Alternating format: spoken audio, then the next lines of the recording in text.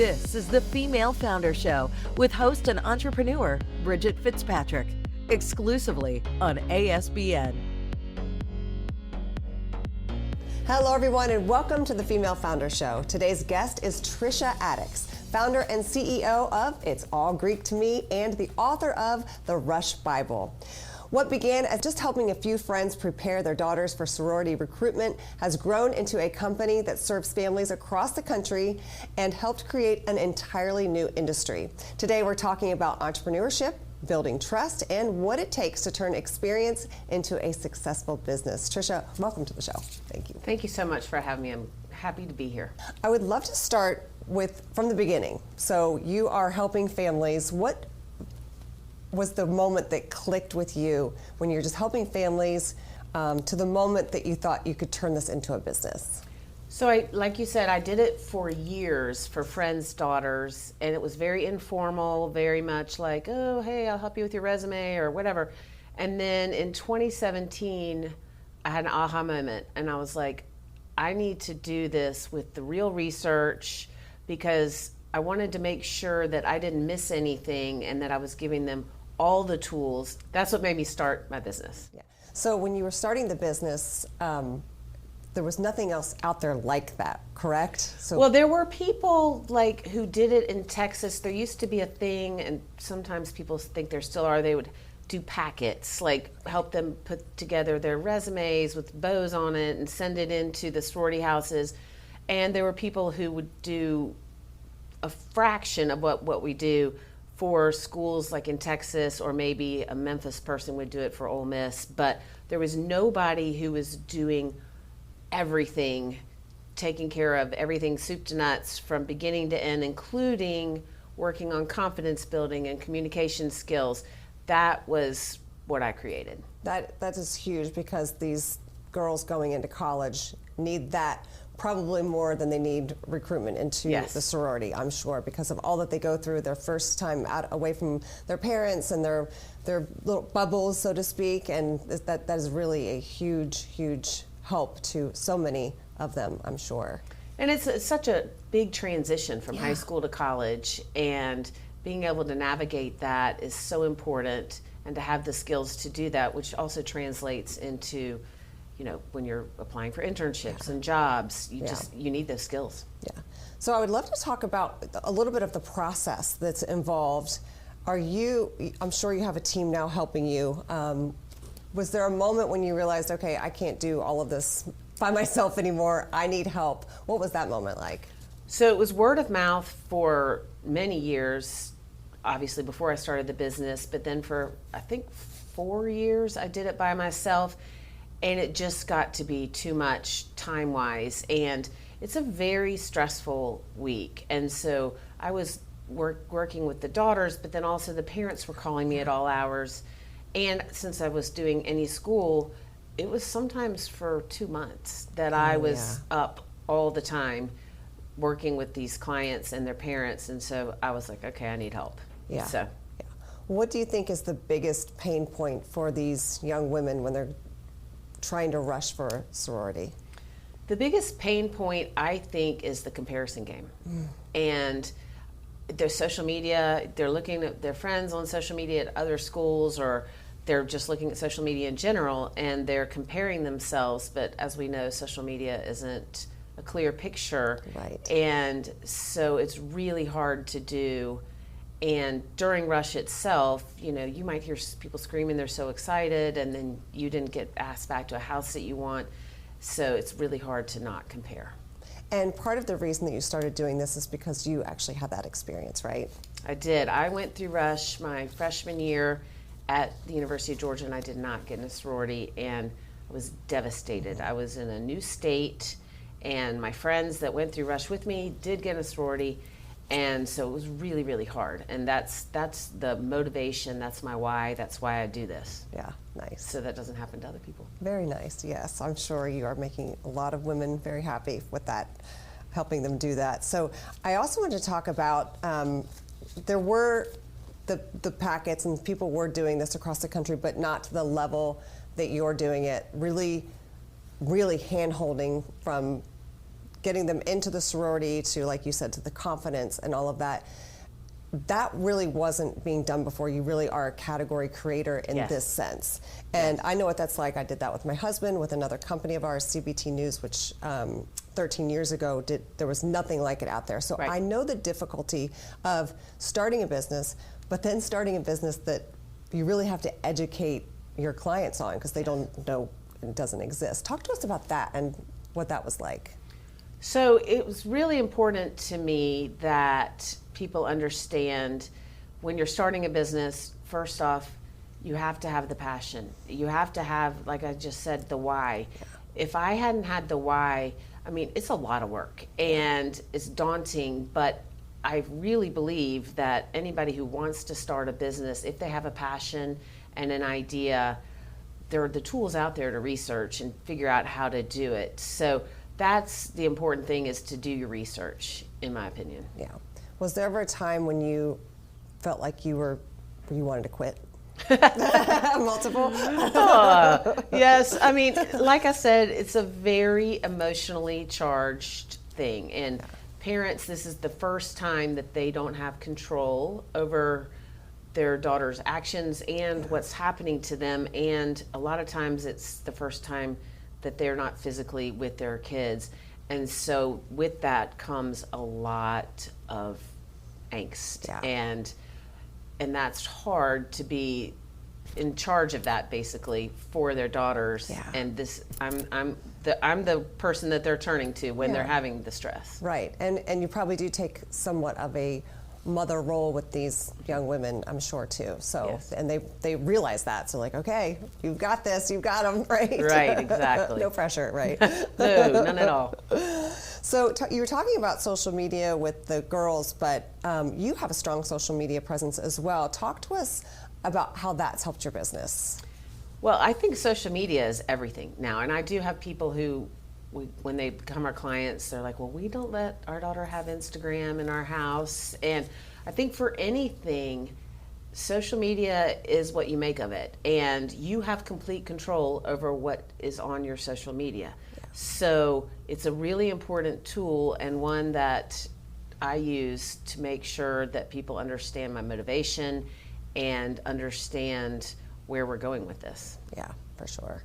Are there any other tools specifically that you use to help your business grow? Well, still word of mouth, Yeah. social media, and I really think it's important to talk to people one-on-one as much as possible. I think everything is about connections. Yeah. And so connecting with people all over and just talking to people. Yeah. Now, because you were really the original and you have become an authority in this space, so you have written the Rush Bible. Let's talk about that. What are your readers getting from the Rush Bible?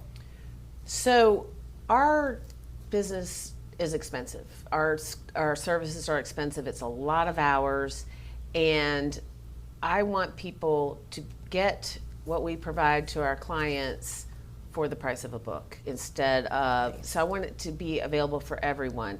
And what readers will get from this book is not only exactly what recruitment is, exactly what they need to be doing, but also give them a chance to reflect on what makes them unique, so then they can show that when they go through Rush. For sure. And you were published by Simon & Schuster. Yes. I mean, what a powerhouse. Yes. Talk to us about that experience. I'm sure that has really helped get this out even, Yeah, so exponentially. it's really cool. I had an agent who was not the right agent for me for a while, and he said, you should write a book about life lessons. And while there are a ton of life lessons in there, that was not the route. So I got a different agent, and she said, write what you know. You're the expert. You're the one who can write this book.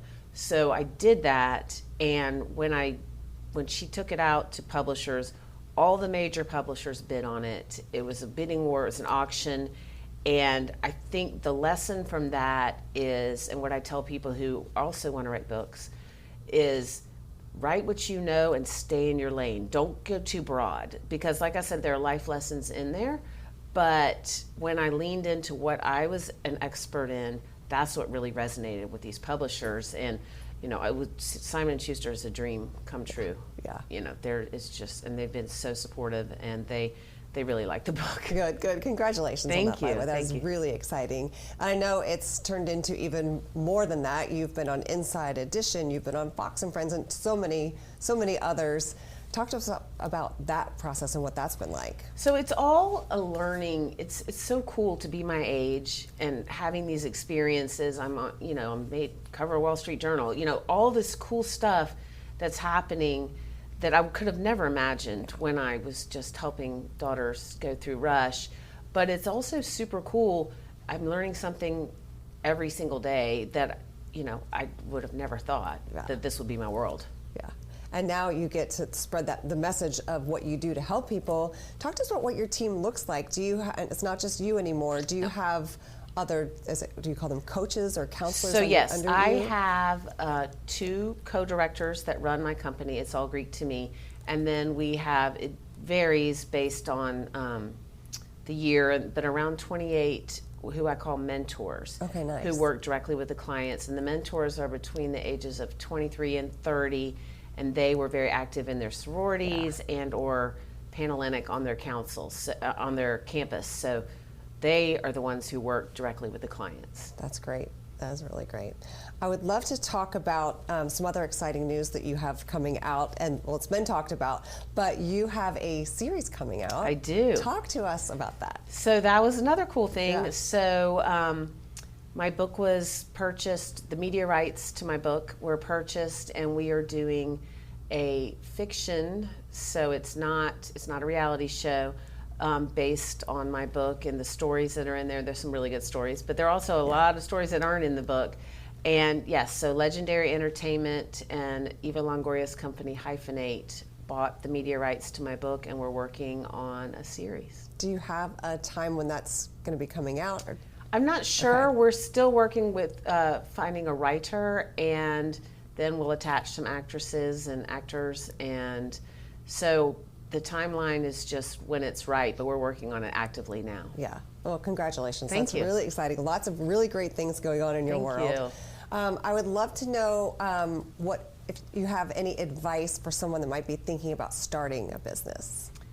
I think the biggest advice is research. And make sure that very much like writing my book and staying narrow, making sure that you know what only you know.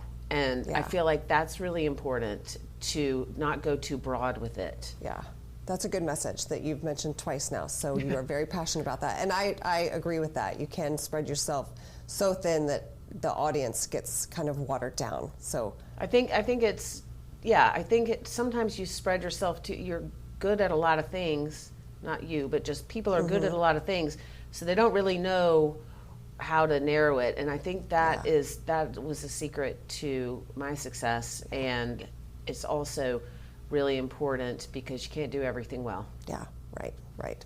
So you are extremely busy, and I know the topic of work-life balance is sometimes people frown upon that because there really is no balance, but do you have any morning routines or anything that is non-negotiable in your day that you like to do? Or? That's a good question. I do. I walk every single day, and it's kind of a funny thing with my husband. He's like, "Do you want me to walk with you?" I'm like, "No." I need time. At that time, and I mean, it could be raining, sleeting, snowing. I am walking outside, and so many health benefits, and mental. Just, but it's definitely for health, but it's way more for my mental health. And that, like you said, that's a non-negotiable, and everybody knows it. That's great. And so, is it a certain time of day every day, or just whenever you can? Whenever I can, when I can get in. But I have a certain distance that I have to walk every single day. Okay. Yeah. That's good, because sometimes in the morning it's impossible to get, a walk-in or a workout or a meditation or whatever someone does. So it's good to not put that pressure on yourself. You're going to walk at some point during the day. You're going to get it in, but I know I'm going to get it in. No additional And I pressure. recommend in my book, and I have a meditation for during Rush, but I personally am like, okay, I don't have time to meditate. And I probably would if I made that a priority, but right, for sure. So you talked about some stories that are going to be kind of talked about in the series and that you have in your book. Is there a story that you can share with us here today that kind of sticks out or comes to mind, or could be a success story or one that... So this is, ironically, I wouldn't have a business if this were every client, but I had a client who I worked with. Her family was very involved in Greek life when they were in college, her parents, grandparents, aunts, uncles. And I started working with her, and she was going to go through Rush at, in the fall, and I was working with her in the summer. And she came to me and she said, I have decided I don't want to go through Rush. This is not what I want. I want to be involved in the theater at my school. And she said, the fact that I have the confidence to say that is because I worked with you preparing for Rush. And that is probably my biggest success story, which, again, a little ironic. Right. I wouldn't have a business if all my clients felt like that. And the parents were like, wow, okay, this is what makes her her. And so they were super excited to have paid me the money to prepare her for Rush, and she didn't go through Rush. That's a huge testament to what you're doing for these young women every day. I think, and that's all I'm trying to do. I mean, I always say, I'm not sitting here with a bow in my hair saying, ooh, everybody should be in the sorority. Right. I feel like you should have the tools to do whatever you want. If you want to be on the equestrian team, then you should have the coaches to do that and the tools to do it. But it's all about however you want to do it, but finding your people. So she found her people in the theater. So that's great. That's all that matters. Yeah, you're helping them figure out if they even want to be in a sorority, which is huge, because if they do just go through the motions because their parents did or whatever, their sister, whatever, that's so huge. Yeah, so good work. I think so too. Yeah. Thanks. Yes. Well, thank you so much for joining us today. This has been such a pleasure, and congratulations on all your success and all the exciting things that are going on in your world right now. You too, and thank you for having me. This was such a treat. I love that I'm a female founder. Yes, you are. Thank you so much. Thank you. Yes. This is the Female Founder Show with host and entrepreneur Bridget Fitzpatrick, exclusively on ASBN. If you're a female founder and would like to help other female founders with your inspiring story, we would love to hear from you.